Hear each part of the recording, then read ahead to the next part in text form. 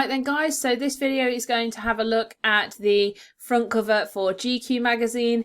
If you are studying the course in 2019, so if you are taking media studies as an option and you are first studying it in 2019, that's for all you year 10s going back in like 2 weeks time, then your front cover is going to look ever so slightly different and you're just going to have to bear with me. I will get annotations up for that one, okay? But for everybody else who's sitting their exams in 2020, let's go through what's on this front cover then, okay? So we start off with the house style or the theme of the magazine, which links to the traditional masculine viewpoint, okay? So it's all about branding this magazine in terms of its masculinity and how much of a man you are if you buy GQ.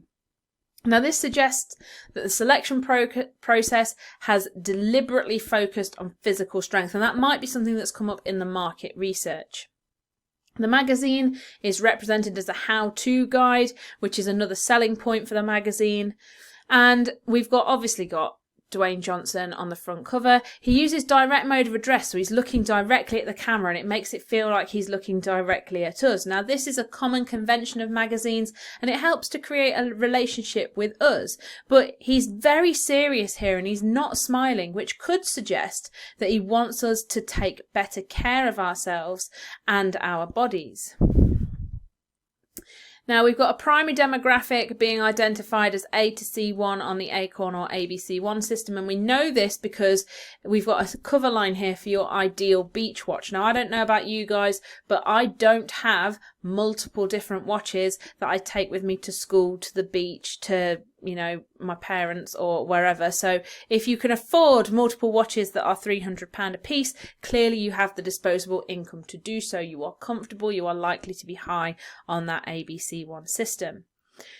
We've also got the pseudonym for the Rock being included here. Okay, now a pseudonym is basically a name that you go by that's not your given or Christian name. Now this has got connotations of strength and stability itself. The Rock is somebody we can depend on. His actual name though is much smaller, suggesting that it's his persona as a wrestler that's more important in this edition of the magazine. We've also got a more newsworthy topic or a harder news story included at the bottom of the magazine, which is creating a broader demographic. So we're not just going to buy this if we want to man up and if we want to look like the Rock. If we're interested to find out about this tragedy, we can also pick up the magazine. We've also got this idea that the Rock is a role model to the demographic, because we've got this hero worship, okay, and the world exclusive bit at the sort of part, and the world exclusive banner above his name. Now the fact that he's a bankable star suggests this capitalist ideology, the fact that you've got to have money, you've got to have power, you've got to have status in order to be successful. And that's reinforced by the cover lines, okay? These are all creating enigma codes. This is referencing Bath here because there's a bit of a mystery to find out how we can be like the Rock, how we can get this watch, how we can get these wellness gadgets. Now going back to the Rock, he represents a role model, as we've said. He subverts the stereotype of a black male actor because he's now part of mainstream culture, and this is something that came about with regards to the Oscars So White hashtag and movement. Now if you want me to do a separate video on that, please put a comment below and I will do a separate video on that for you. It is also included in the fact sheet for this particular front cover, which I'll link you to in the description box below as well. Now his bicep here is something that we're sort of designed to look at because it does hit the centre part of the frame, but it includes a bull tattoo. Now that links to the typography because we've got the bull embellishment underneath or as part of the exclamation point. And again, this is supporting a hyper masculine representation, bulls being renowned for being very strong. We've got red, black and white colour palette. Now they all symbolise colour, but they're also very, very masculine colours as well when combined together. And we've got a strap line that makes this more enticing for the demographic because they can see that this is a special issue. This cover line that we've got here in the black circle suggests a focus on aesthetic. Now, aesthetic is basically how you look. So we've got a whole focus here on body image. Now, this is very typical for the genre of magazines, and it reinforces a consumerist ideology whereby we have to go and buy all these things in the style manual if we want to look good. Now the shot type that's being used here for Dwayne Johnson is close-up, it's posed, it's a extreme close-up of his bicep, but a close-up of him overall. And finally, the GQ masthead stands for Gentleman's Quarterly, which we can see underneath, actually written in very small red lettering. But this was rebranded from Gentleman's Quarterly to just GQ in 1967. So there's a little bit of historical context for us there as well. So breaking this down then into our key concepts, in terms of the media language that's being used, it's all hyper-masculine. Most of the cover lines are to do with making yourself more of a man, which the demographic can assume means more traditional male as opposed to metrosexual male, although there might be more references within the magazine as a whole about how we can make ourselves more metrosexual.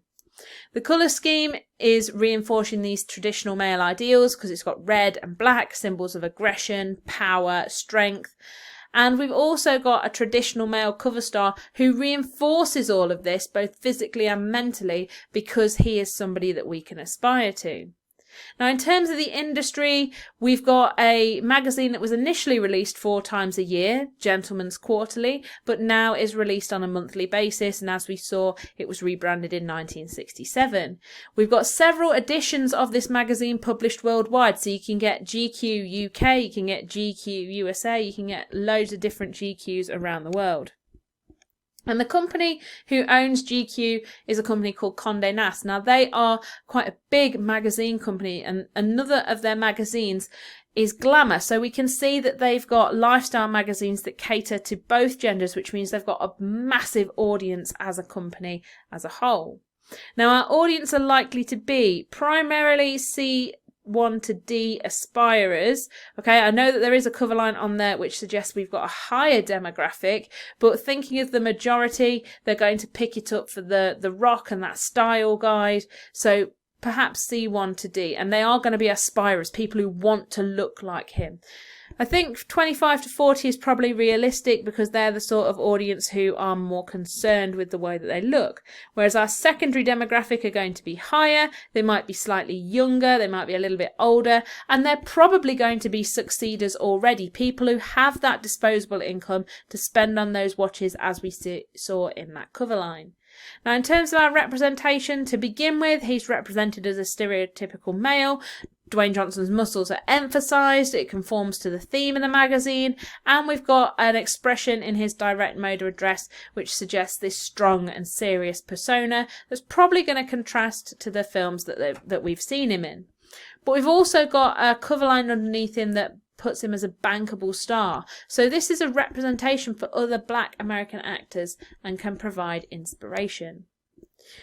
Hopefully this was useful for you guys. We've got quite a few key terms today. There might be some of these that you have to look up or maybe highlight within your own work to pick them out, and you can see where you're already using some of them.